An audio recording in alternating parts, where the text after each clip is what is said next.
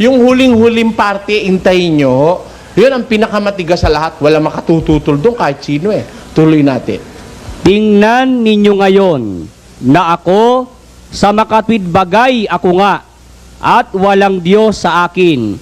Ako'y pumapatay at ako'y bumubuhay.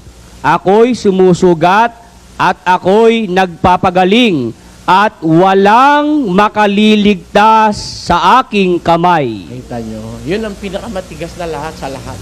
Walang makaliligtas sa aking kamay. Meron ba? Wala eh.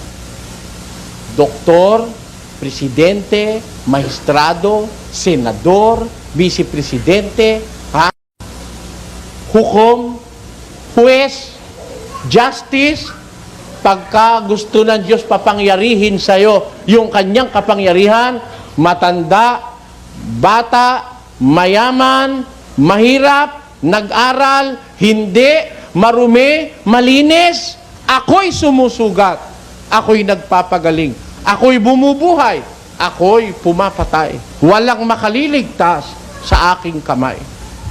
Do we all acknowledge? Sumasang-ayon ba ho tayong lahat na meron ng gano'n na kapangyarihan? Sang-ayon po kayong lahat. Oo, siguro pag hindi tayo sumang-ayon, tayo na pinakabobong tao sa mundo sa lahat. Eh talaga naman lahat tayo, walang makakatutol doon. Magkakasama.